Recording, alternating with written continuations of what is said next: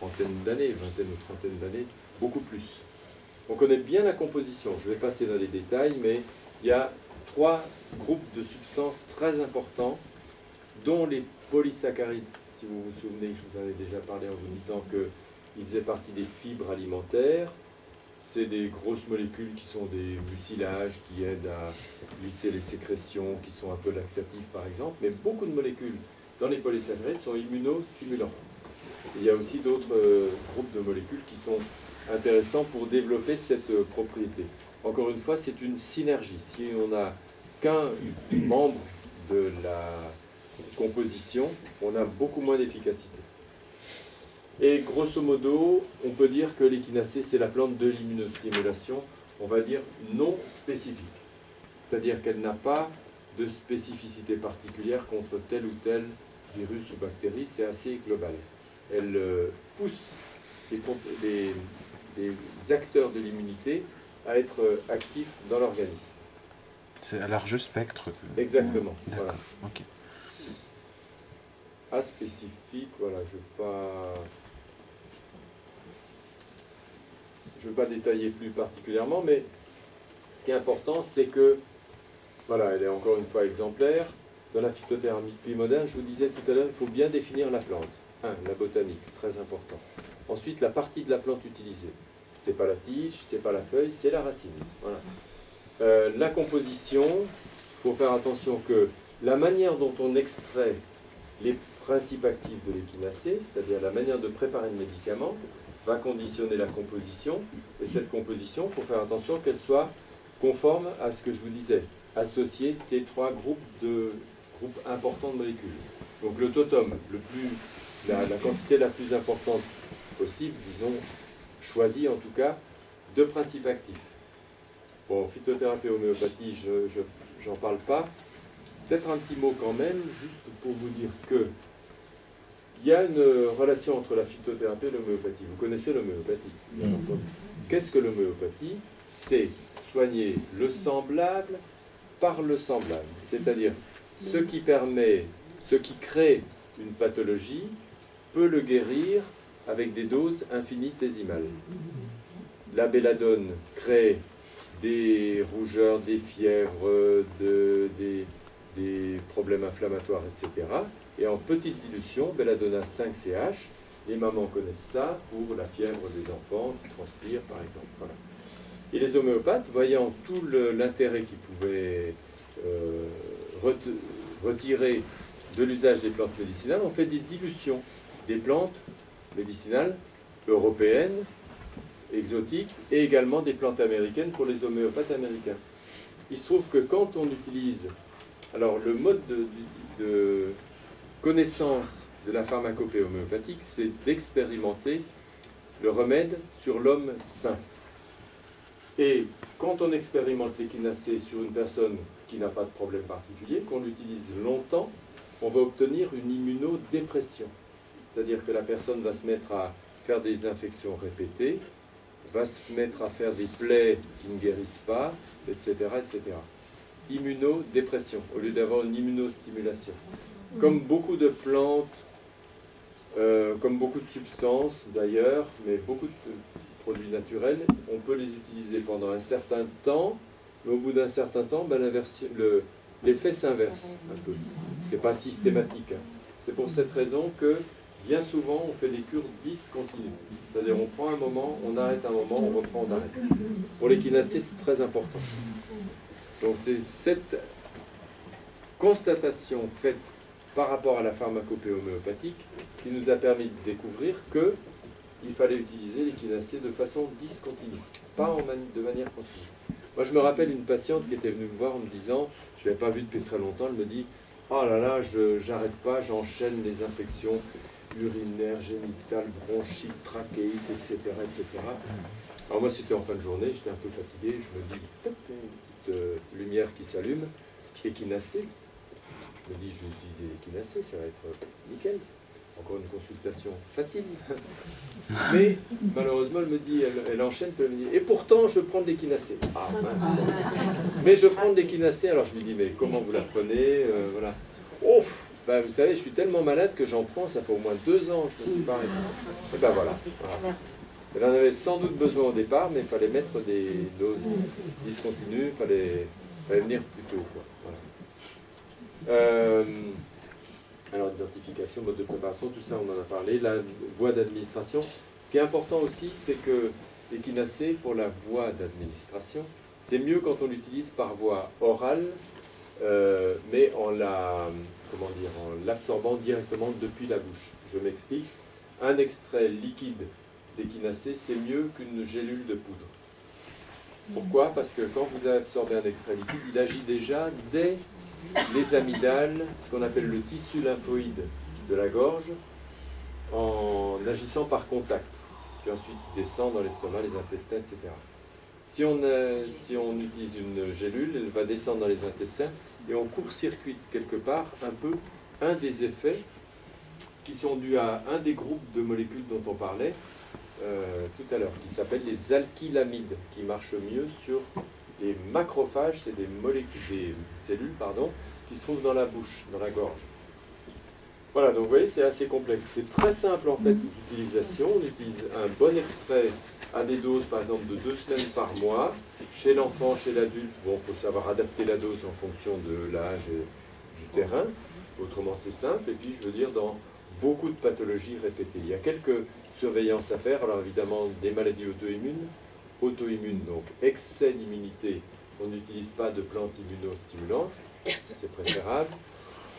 Dans les cancers, on se méfie parce qu'on ne sait pas trop comment on stimule, donc on évite aussi. Enfin voilà, il y a quelques contre-indications, mais qui sont bien connues des prescripteurs. Alors, ah bah tiens, voilà, l'arbre raté. On parlait de l'arbre raté tout à l'heure. Hein. Qui ne connaît pas l'arbre raté? Voilà. Alors l'arbre raté, c'est pas l'arbre qui produit du thé. Le thé est produit par un arbuste. Hein. Peut d'ailleurs devenir un arbre, pas un gros arbre, mais les arbres, enfin, les théiers sont taillés à hauteur d'homme, de femme plutôt, pour pouvoir être coupés, parce que c'est souvent les femmes qui récoltent les feuilles de thé. Voilà, les feuilles de thé récoltées, etc.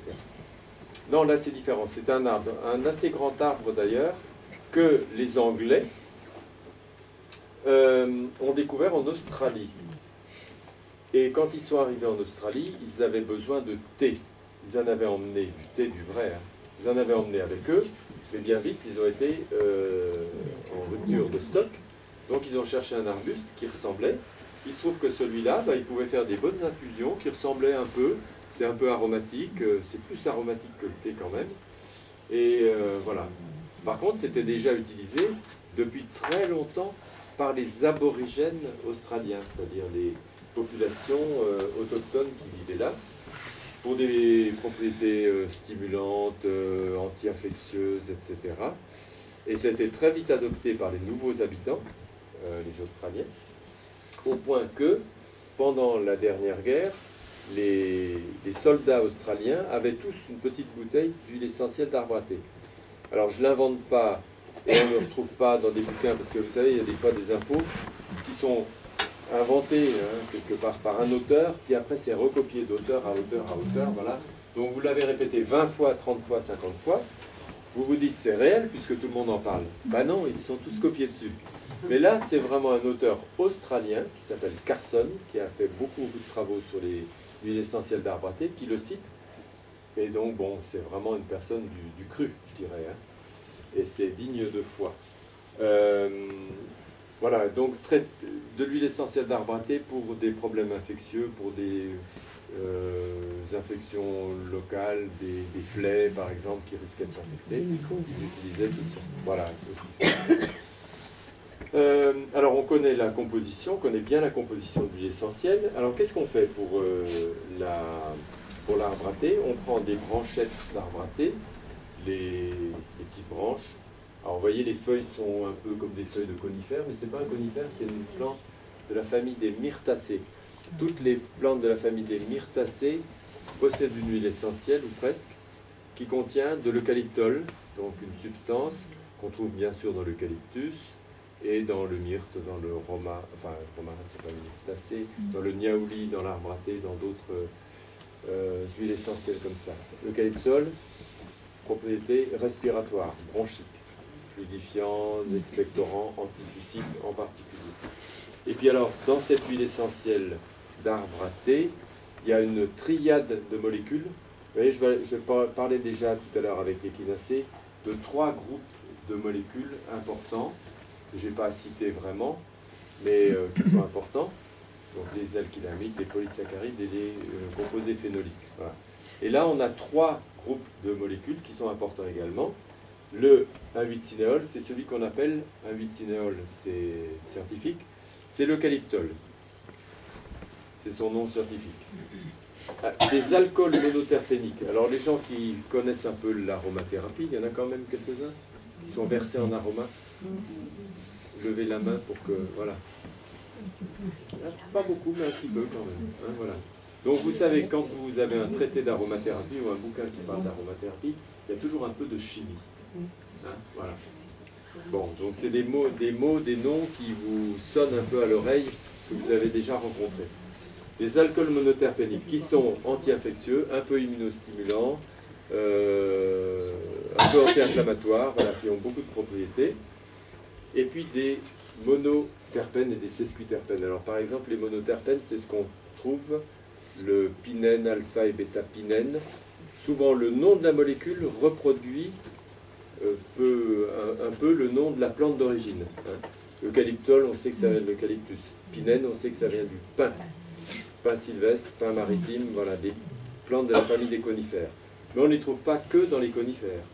Et quand on a cette association donc, de 3 groupes de molécules, l'eucalyptol, les alcools monoterpéniques et les monoterpènes par exemple, ou d'autres, on a souvent des propriétés immunostimulantes et antivirales. Surtout antivirales d'ailleurs. Donc l'arbre à thé, bonne propriété anti-infectieuse, bonne propriété antivirale, bonne propriété contre les champignons, qu'on appelle antifongiques, etc. C'est anti-inflammatoire, voilà. Il y a une liste de propriétés très importante.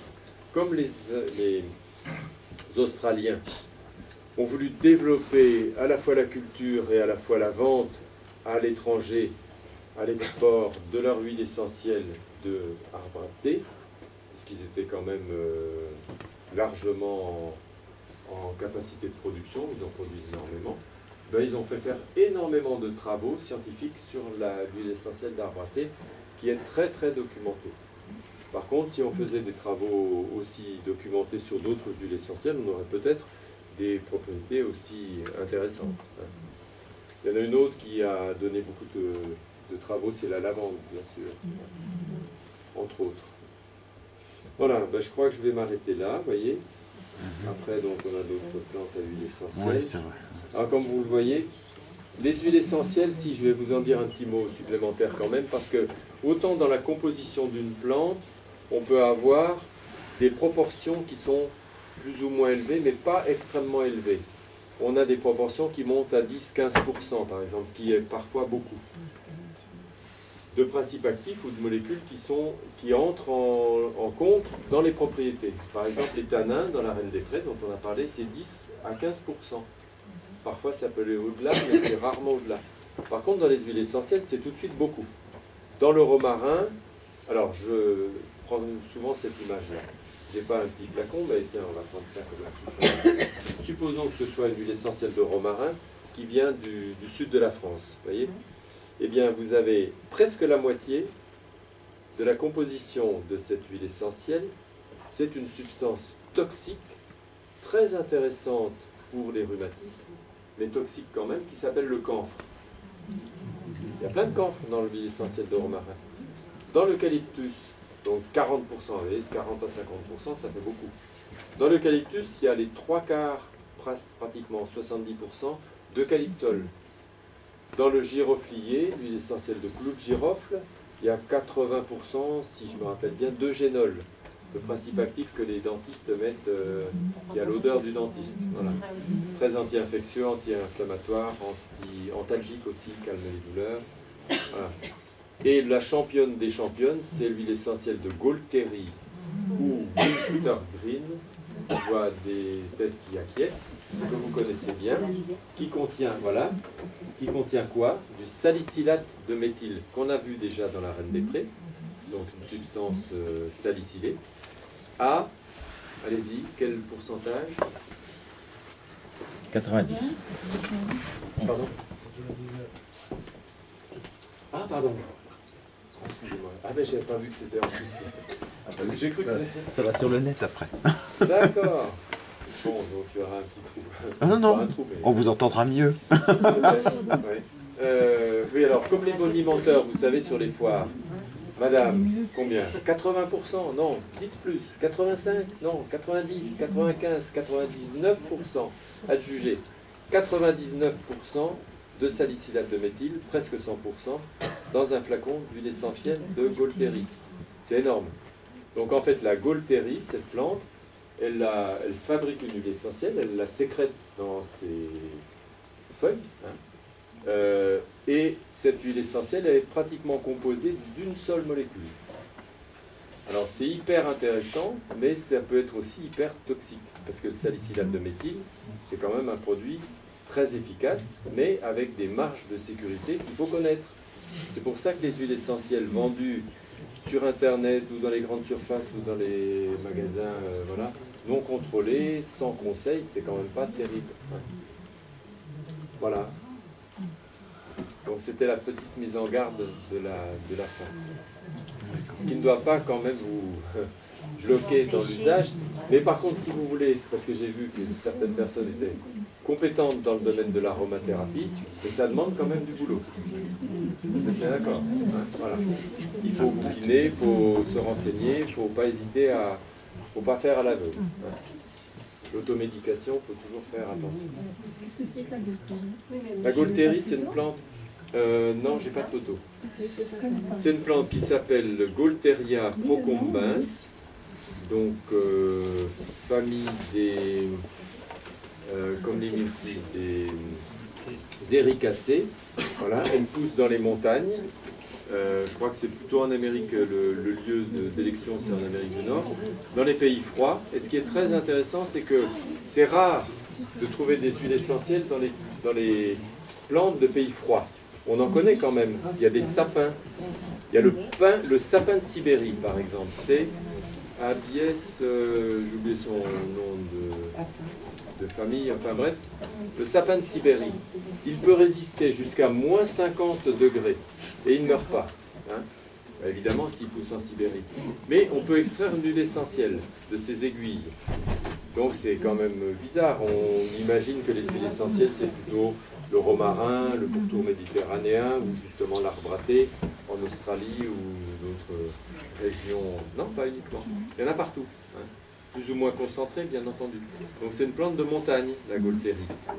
Et elle concentre une molécule très particulière qui est le salicylate de méthyle. Comme le bouleau, par exemple. Il y a un autre, l'huile essentielle de bouleau, très riche aussi en salicylate de méthyle.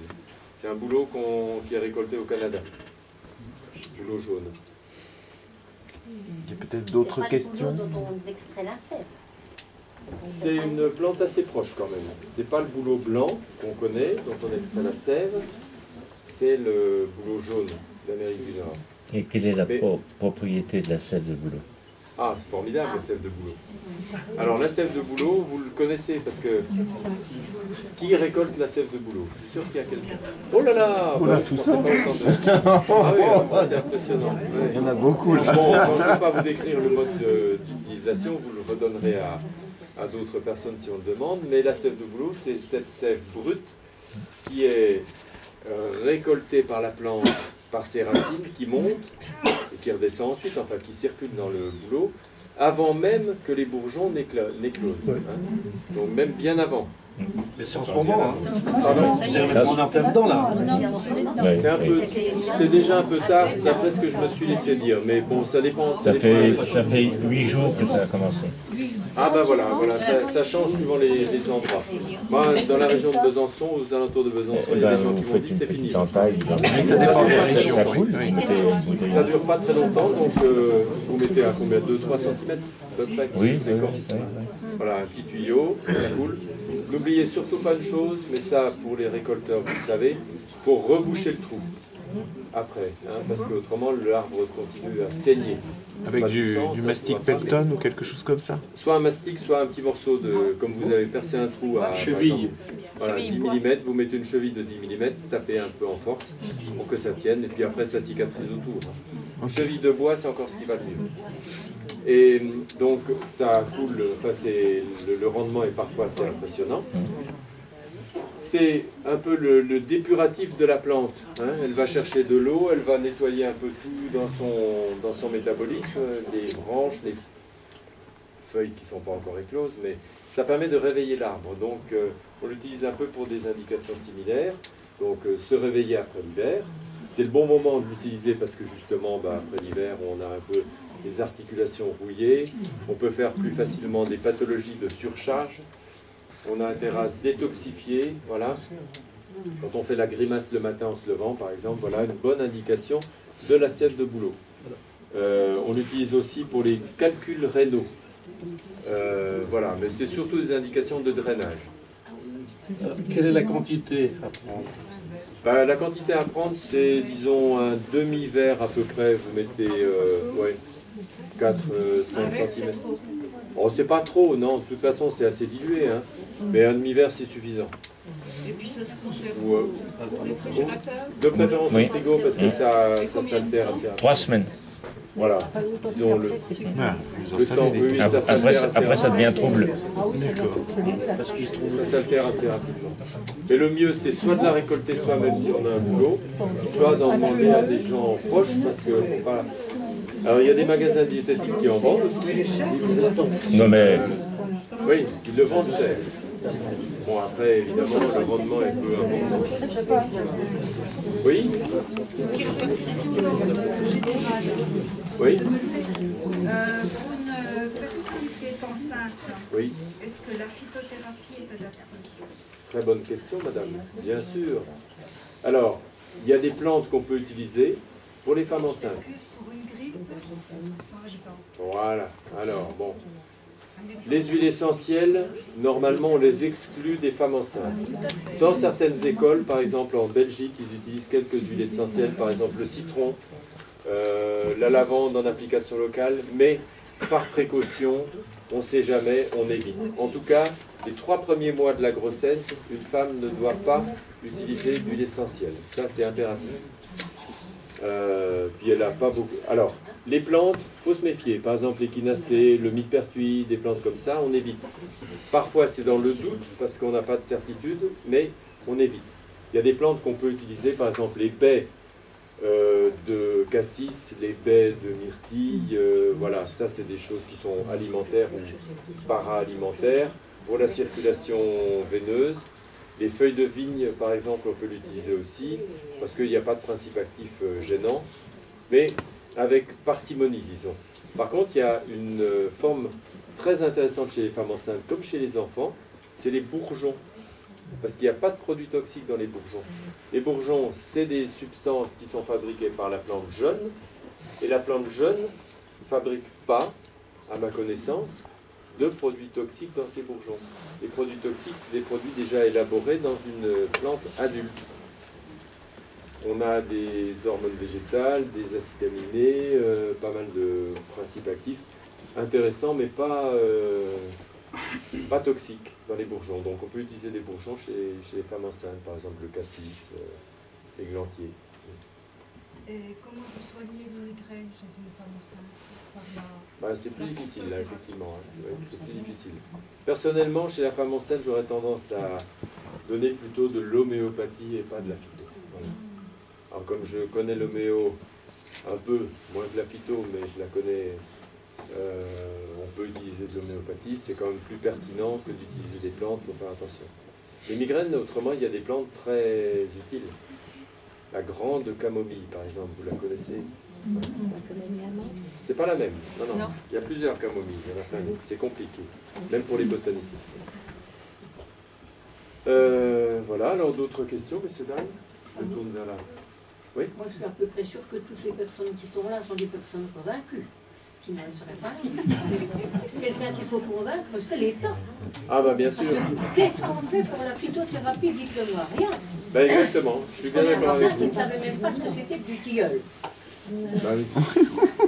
C'est ce que c'est, mais il ne connaît pas les Et à qui propriétés. s'adresser quand on veut se soigner par phytothérapie? Moi j'ai de la chance, j'ai trouvé quelqu'un.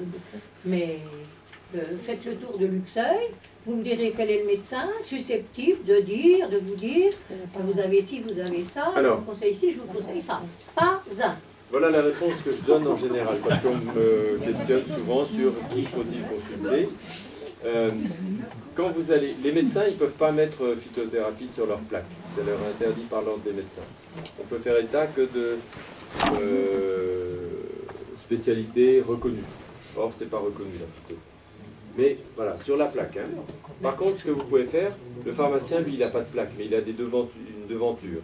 Donc, si il a une belle devanture avec des plantes, avec des produits de phyto, voilà. Il n'y en a pas beaucoup, mais il y en a. Et il y en a quand même de plus en plus à l'heure actuelle. Si en plus il est de bons conseils, si vous lui dites tiens, je voudrais du tilleul, je voudrais de la racine de tilleul, s'il vous plaît. Il va vous dire mais ça n'existe pas, madame. Donc si le pharmacien commence à vous dire bah, je suis désolé, mais la racine de tilleul, j'en ai pas dans mon officine, vous pouvez vous dire non, mais je prends un exemple un peu bête. Mais voilà, si le pharmacien a de bons conseils, il saura vous conseiller aussi un médecin dans son entourage. Est-ce qu'il a appris plus que les jeunes qui sont à la faculté de médecine? Le pharmacien? Oui. Où Alors, est-ce qu'il l'a appris?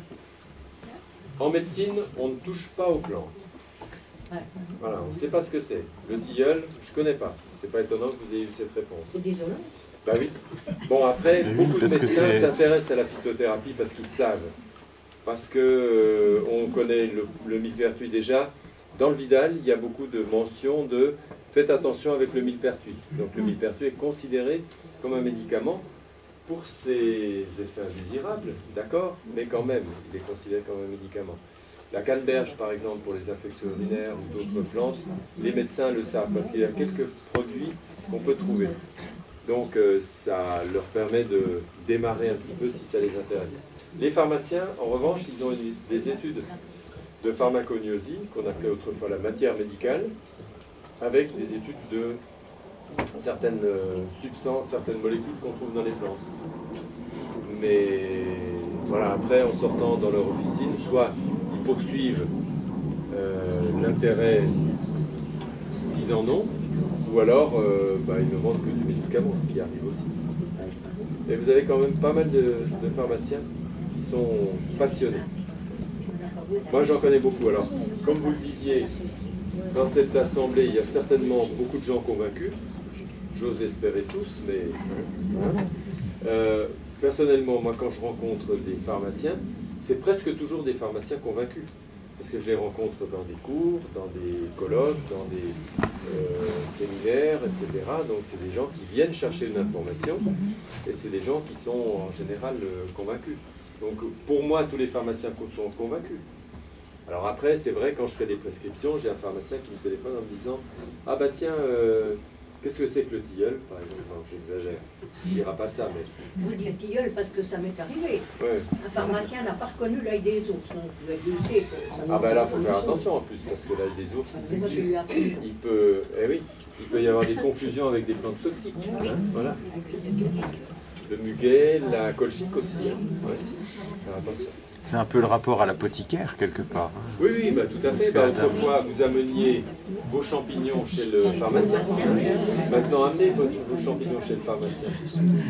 Oui, c'est vrai qu'on le faisait. Oui, oui. Bah, autrefois, c'était leur métier. Hein. Ah oui, c'est vrai, je me souviens quand j'étais gamin. Connaître les champignons toxiques. Bon, enfin voilà. Donc, avez-vous d'autres questions? Excusez-moi. Oui. Est-ce que c'est pas plutôt, bon, les autres qui sont en même temps des médicaments, par exemple le cannabis, hein, en Angleterre, ils le prennent. Alors en Angleterre, je sais qu'ils le prennent en infusion. Alors est-ce que c'est pas le fait de fumer qui rend le produit toxique? Est-ce que c'est pas la façon dont on a... Oui, plus ou moins quand même, plus ou moins. Parce qu'en fait, dans le cannabis, c'est une molécule qui s'appelle le transhydrocannabinol, hein, qui est la substance hallucinogène. Et bon, déjà, c'est plus ou moins concentré suivant les cannabis. Certains crus, hein, comme les crus de vin, concentrent beaucoup cette substance, d'autres pas, enfin voilà. Ça, c'est déjà important à savoir. Et puis, d'autre part, la fumée entraîne une absorption, une libération et une absorption bien plus importante de cannabinol que l'absorption par voie orale. Parce que par voie orale, il y a descente dans l'estomac, dans le tube digestif, dégradation enzymatique, etc. Tandis que par la fumée, ça arrive tout de suite dans les poumons, au niveau du cœur, du cerveau, vous voyez, c'est immédiat. Donc il y a un shoot qui est beaucoup plus important. Alors pour parler un peu des plantes à drogue, il y a beaucoup de plantes qui sont, alors pour les psychiatres, psychanalystes et autres, autrefois, ça fait partie un peu de l'histoire de la psychanalyse, puisque Freud utilisait l'hypnose, et il a même aussi touché un petit peu aux drogues... aux opioïdes, je crois, si voilà, je me souviens bien.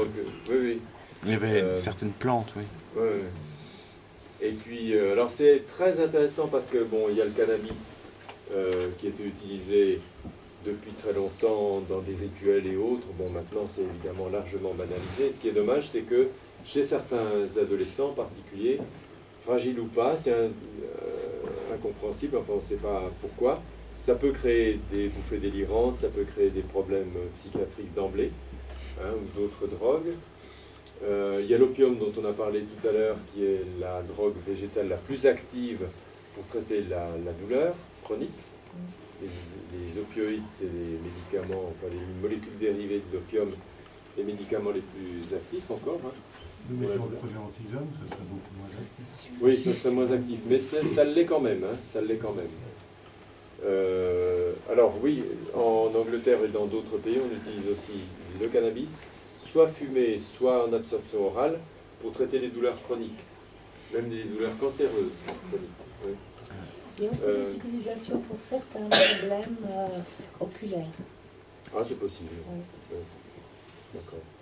Et puis il y a aussi des plantes hallucinogènes qui sont utilisées par certaines peuplades comme développant les capacités psychiques, voilà, l'iboga, l'ayahuasca, des choses comme ça. Le kawa, je crois. Le kawa aussi. Le kawa, c'est un excellent tranquillisant. Voilà. Et le kawa, je crois. Oui, oui, ils se mâchent, puis ils font des boissons, des décoctions, des boissons. Il y a des bars à kawa, par exemple, dans les îles de Polynésie, dans les îles... je sais plus, oui, c'est ça, Polynésie. Puis, dans ces coins-là. Et puis oui, il y a une île, je ne sais plus laquelle, qui produit des joueurs de rugby, qui a eu le droit, pour la Coupe du Monde de rugby, de venir avec ses racines de kawa pour préparer sa boisson rituelle. Alors que c'est totalement interdit. C'est comme si on avait, peut-être les Fidji, oui. C'est comme si on avait autorisé les Marocains, par exemple, à venir avec des feuilles de cannabis, de la résine de cannabis. Voilà. Oui, excusez-moi. Oui, comment être sûr que toutes les plantes qu'on puisse avoir sont exemptes de pesticides, avec la pollution qui est dans la terre, dans l'air et dans toutes ces... et qui continue. Alors, le pire, c'est de pulvériser des pesticides dessus, évidemment. Hein. Donc ça, normalement, dans les cultures de plantes médicinales, on n'utilise pas de produits phytosanitaires ou peu de produits phytosanitaires. Le mieux, c'est quand même de respecter la filière bio, si on le peut. En tout cas pour les huiles essentielles, parce que là, les huiles essentielles, elles concentrent les produits phytosanitaires, les pesticides en particulier, parce qu'ils ont un peu la même affinité pour l'extraction à la vapeur d'eau. Voilà, ça peut se solubiliser dans les huiles essentielles. Donc, il faut faire attention. Mais effectivement, votre question est très pertinente. Il faut faire attention à la provenance des plantes et faire attention à ce qu'elles soient cultivées dans de bons moyens de sécurité. Je pense. Alors, excusez-moi, juste un petit détail pour monsieur. Vous parlez des plantes. Alors, moi, je vous parlais des huiles essentielles. Il faut faire très attention parce qu'on peut extraire les pesticides avec les huiles essentielles. Mais pour les plantes médicinales, la plupart du temps, comme les pesticides sont liposolubles, ils sont solubles dans les graisses, mais pas dans l'eau, la plupart du temps, hein, c'est une règle un peu générale. Ils passent beaucoup moins dans les tisanes, donc quand vous utilisez les tisanes, il y a moins de risques. Voilà. A priori, bien entendu, hein, à prendre avec des pincettes, mais a priori. Peut-être une dernière question, oui, monsieur. Juste pour revenir en arrière, qu'en est-il en fait de la loi ou du projet de loi qui apparemment tentait à interdire la vente et le commerce des médecines naturelles? Ah oui, oui, oui. En fait, ça a été un peu monté, oui, ça a été un peu monté en épingle. En fait, bon, c'était un projet de loi, je ne sais pas s'il est passé d'ailleurs, qui visait simplement à mieux encadrer les produits compléments alimentaires. Pour que, voilà, c'était la loi sur les compléments alimentaires. Je crois qu'elle a été mise un peu de côté, hein, mais ça ne visait que à contrôler, en fait, ce qu'on met dans les compléments alimentaires. Et c'était une espèce de levée de bouclier qui s'est développée à partir des laboratoires de compléments alimentaires qui ont vu d'un mauvais œil ce projet de loi, et ils ont développé en fait du lobbying. Oui, du lobbying, et puis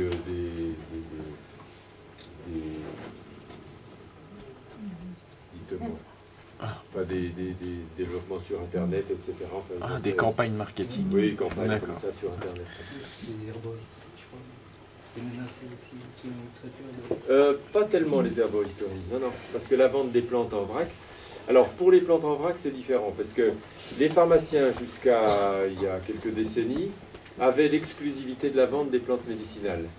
Et depuis une date que j'ai plus en tête, on a la possibilité de vendre hors pharmacie 148 plantes qui sont dites libérées. Alors vous trouvez le tilleul, justement, de madame, vous trouvez la verveine, vous trouvez certainement la mélisse, je n'ai pas la liste bien sûr en tête, mais il y a quand même 148 plantes, c'est pas mal, donc vous pouvez les trouver dans les grandes surfaces, vous pouvez les trouver en vrac dans des tisanes, dans des sachets, etc. Donc ça, c'est déjà libéralisé. Alors les herboristes, entre guillemets, parce que la profession, comme vous le savez sans doute, a été supprimée par le gouvernement de Vichy dans les années 40 et quelques. Donc la profession n'existe plus. Elle était représentée encore par quelques anciens qui avaient gardé le diplôme, mais maintenant, bon, comme c'était des années 40, il fallait avoir une vingtaine d'années déjà à ce moment-là. Vous voyez, ça limite quand même le nombre. Hein. Il y a des gens qui sont des producteurs de plantes médicinales ou des vendeurs ou des gens convaincus qui aimeraient, et je trouve à très juste titre, que la profession d'herboriste soit réhabilitée. Bien sûr. Ah oui, bah comme ça permettrait d'avoir des plantes de qualité. Je crois qu'à Marseille, il y a encore une herboriste. Oui. Bah, il y a une herboristerie à Besançon, hein, qui a régulièrement des procès avec les pharmaciens, mais ils s'en amusent. Il y a des herboristeries, il y en a à Marseille, effectivement, l'herboristerie du Père François, ou quelque chose comme ça. Non, peut-être pas Marseille. Enfin, oui. Du Père Blaise, merci. Père François, c'est à Besançon. Il y en a une à Paris, Michel Pierre, il y en a un petit peu, il y en a à Tours, enfin, voilà. Et à Besançon, c'est trouvé Rue des Granges. Mais je ne veux pas faire de publicité. Non, mais il faut savoir. Le fait qu'il y ait des analyses, c'est assez positif quand même, parce qu'il y a des produits, il y a des plantes qui viennent d'autres pays que la France, bah où il n'y a pas de normes, où les sols sont par exemple pollués, on peut trouver des... Tout à fait. Alors vous savez, on parle beaucoup de la Chine. Mais je vais vous donner, l'exemple encore du tilleul. Ça va faire plaisir. Le tilleul de France, c'est Tilia, alors il y a plusieurs espèces, mais c'est Tilia cordata, Tilia platyphilios, Tilia tomentosa, etc. Et le tilleul de Chine, c'est Tilia manchurica. Et donc c'est pas le même. Et en particulier pour l'aubier de tilleul, encore une grande plante un peu proche de la sève de bouleau, hein. On utilise l'aubier, c'est-à-dire là où passe la sève, justement. On a des aubiers de tilleul qui ressemblent à du bois blanc, alors que l'aubier de tilleul du Roussillon, par exemple, celui qui est le plus efficace, il est très foncé, presque rouge. Et donc ce tilleul de Chine n'a pas du tout les mêmes propriétés. Donc dans des tisanes en vrac, par exemple, dans des sachets ou autres, vous trouvez souvent du tilleul de Chine. Il n'y a pas du tout les mêmes propriétés. Alors, l'aubier de tilleul, ça sert à soigner quoi? Un peu comme la sève de bouleau, si vous voulez. Ça draine, ça nettoie, ça draine le foie, les voies biliaires, ça draine les reins, quand il y a des calculs rénaux. Alors il faut éviter pendant les crises de calcul, mais en dehors des crises de calcul, des gens qui font des calculs fréquents, enfin c'est souvent tous les 5 à 10 ans, vous savez, donc c'est par... on peut faire une cure à l'automne par exemple, une cure au printemps, voilà. Toujours discontinu, 10 jours par mois. Oui? Je m'adresse plutôt à la partie droite de la salle, là, hein. La gauche, il faut vous réveiller. Oui, on pourrait penser actuellement que fait l'ordre des médecins, ont-ils oublié le serment d'Hippocrate face au lobby pharmaceutique international? Là, on rentre dans des questions politiques. Il y aurait beaucoup à en dire. C'est politique, là aussi. Oui, c'est complètement politique. Puis c'est vrai que l'ordre des médecins, vous savez, il est fait pour réglementer la profession médicale. Il ne va pas s'occuper... alors s'il y a des gens qui font de l'exercice illégal de la médecine, peut-être, mais encore la plupart du temps. On m'a déjà dit, oh ben, quand on s'occupe d'un naturopathe ou d'une personne qui fait de l'exercice illégal, encore que maintenant tout le monde est naturopathe, hein. Il y a beaucoup de naturopathes. Donc l'exercice illégal, maintenant, on s'en occupe plus guère. Mais l'ordre des médecins disait, bah, de toute façon, ça leur fait de la publicité, donc on s'en occupe pas. Et l'ordre des médecins, bah, oui, quand on voit là où il a emmené le professeur Joyeux, hein, vous avez entendu parler du professeur Joyeux, il s'est fait radier comme ça, comme un malpropre de l'ordre des médecins, alors qu'il avait une position relativement modérée, hein, malgré tout. Moi, je trouve que c'est quand même fort dommage. Voilà, mais refermons la parenthèse.